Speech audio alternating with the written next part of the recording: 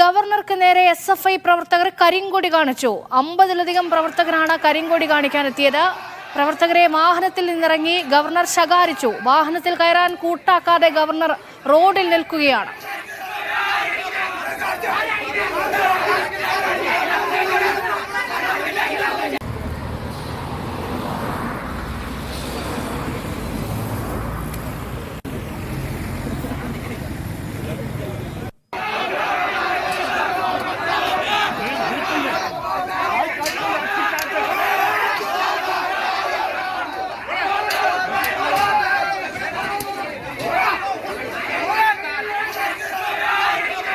കൂടുതൽ വിവരങ്ങൾ നൽകാൻ കൊല്ലത്ത് നിന്ന് ലിജോ റോളൻസ് ചേരുന്നുണ്ട്. ലിജോ, ഒരിടവേളയ്ക്ക് ശേഷം വീണ്ടും SFIയുടെ കരിങ്കൊടി പ്രതിഷേധം കാണുകയാണ്. അതിനോട് സമാനമായ തരത്തിൽ നേരത്തെ എങ്ങനെയാണോ ഗവർണർ പ്രതിഷേധിച്ചത്, അതേപോലെ ഔദ്യോഗിക വാഹനത്തിൽ നിന്ന് റോഡിലിറങ്ങി ഗവർണർ നിൽക്കുകയാണ്. ഇപ്പോഴും അദ്ദേഹം അവിടെ നിൽക്കുകയാണ്. എന്താണ് സംഭവിക്കുന്നത്? രേഷ്മ, സമാനതകളില്ലാത്ത ഒരു പ്രതിഷേധമാണ് ഗവർണറുടെ ഭാഗത്ത് നിന്ന് ഇപ്പോൾ കൊല്ലം നിലമേലിൽ ഉണ്ടായിരിക്കുന്നത്. ഇവിടെ സദാനന്ദപുരത്ത് അവധൂത ആശ്രമത്തിലെ ഒരു പരിപാടിക്ക് പങ്കെടുക്കുന്നതിന് വേണ്ടിയാണ് ഗവർണർ തിരുവനന്തപുരത്ത് നിന്നും കൊല്ലത്തേക്ക് വന്നുകൊണ്ടിരുന്നത്. ഈ സമയത്തായിരുന്നു ഒരു പ്രതിഷേധമുണ്ടായത്. നിലമേൽ ജംഗ്ഷന് സമീപത്ത്, കോളേജിന് സമീപത്ത് വെച്ചിട്ടായിരുന്നു.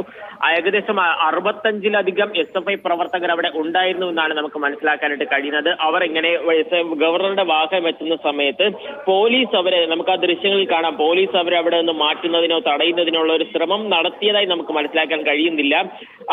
അവരവിടെ ബാനറുകളും പിടിച്ചുകൊണ്ടാണ് മിസ്റ്റർ ചാൻസലർ, ഇത് നിങ്ങളുടെ ബ്ലഡി ക്രിമിനൽസ് ഒരുപാടുള്ള സ്ഥലമാണ്, സൂക്ഷിക്കുക എന്ന് പറഞ്ഞുകൊണ്ടുള്ള ഒരു ബാനർ പിടിച്ചുകൊണ്ടാണ് അവിടെ അവർ പ്രതിഷേധിച്ചുകൊണ്ട് നിന്നത്. ആ ദൃശ്യങ്ങൾ കാണുന്നത് പോലെ പോലീസ് തടയുന്നില്ല. അതോടുകൂടെ ആ പ്രകോപിതനായ ഗവർണർ വാഹനത്തിൽ നിന്നും പുറത്തേക്ക് ഇറങ്ങുകയും അവിടെ അവർക്ക് പ്രതിഷേധിച്ചവർക്കെതിരെ നടന്നുകയും ചെയ്തു.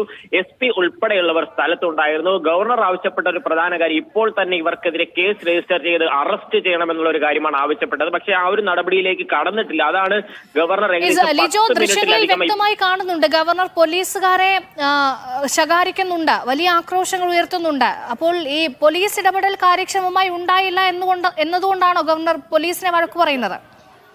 രേഷ്മ, ആദ്യഘട്ടം മുതൽ തന്നെ ഗവർണർ ഉന്നയിക്കുന്ന പ്രധാന ആരോപണം ഇതാണ്. മന്ത്രിമാർക്കും മുഖ്യമന്ത്രിക്കും ഒക്കെ വലിയ രീതിയിൽ സെക്യൂരിറ്റി ഒരുക്കുന്ന ഇതേ പോലീസ് തന്നെയാണ് താൻ വരുന്ന സമയത്ത് പ്രതിഷേധക്കാർക്ക് യഥേഷ്ടം തന്റെ അടുത്തേക്ക് എത്താനുള്ള സൗകര്യങ്ങൾ ചെയ്തു കൊടുക്കുന്നത്.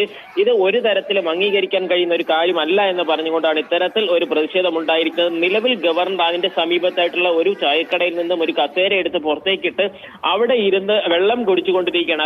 അതായത് ഒരു നടപടി ഉണ്ടാകാതെ താൻ ഇനി അടുത്ത സ്ഥലത്തേക്ക് പോകില്ല. Lathi charge? No, because they are your boss. They can treat me in any manner they like. I will not go from here. Why they were standing here when you were here? Action need to be taken against you. Yes. You are the culprit. No, I will not go. I will let Delhi know that you are organizing an attack on me. Come now, Delhi, come now. What do you want to say? Go back.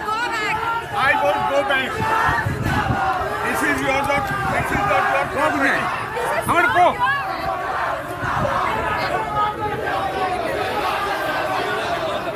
Did you use lathi charge? No. കൊല്ലത്താണ് നാടകീയ രംഗങ്ങൾ അരങ്ങേറുന്നത്. വിവരങ്ങൾ നൽകാൻ Lijo Rollins തുടരുന്നു. Lijo, governor ഇപ്പോഴും കാറിന് പുറത്തിറങ്ങി നിൽക്കുകയാണോ?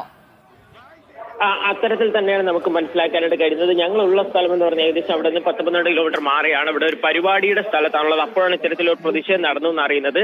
ഏകദേശം ഒരു 10-15 മിനിറ്റോളമായി കേസ് എടുത്ത് അവരെ അറസ്റ്റ് ചെയ്ത് നീക്കുക എന്നുള്ള ഒരു നടപടി സ്വീകരിച്ചില്ല എന്നുണ്ടെങ്കിൽ ഇവിടെ നിന്നും മാറില്ല എന്നുള്ള ഒരു കാര്യം തന്നെയാണ് ഇപ്പോൾ ഗവർണർ വ്യക്തമായി അറിയിച്ചിരിക്കുന്നത്. ആ ദൃശ്യങ്ങളിൽ കണ്ടതുപോലെ തന്നെ പോലീസിന്റെ ഇടപെടൽ അല്ലെങ്കിൽ പോലീസ് നടപടി കാര്യക്ഷമമായില്ല എന്നുള്ള ഒരു പ്രധാന പരാതി തന്നെയാണ് ഗവർണർ ഇപ്പോൾ ഉന്നയിച്ചിരിക്കുന്നത്. അതായത് ആ വന്ന് നിൽക്കുന്നവർക്ക് ഏകദേശം 60-ലധികം വരുന്നവരുണ്ടായിരുന്നു. നേരത്തെ തന്നെ ഇത്തരത്തിലൊരു വിവരം പോലീസ് അറിയാമായിരുന്നു എന്നുള്ള കാര്യം മനസ്സിലാക്കാൻ കഴിയുന്നു. അപ്പോൾ ഇവരോട് പ്രതിഷേധിക്കരുത് എന്നുള്ള ഉൾപ്പെടെ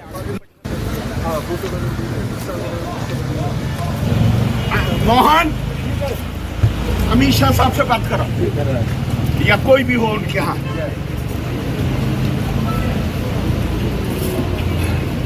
और नहीं तो फिर प्राइम मिनिस्टर के यहाँ बात कराओ. अपने डॉक्टर हिरेन देसाई से. No, I will not go. You were giving them protection here. Police, they were standing here at the police protection. I will not go from here.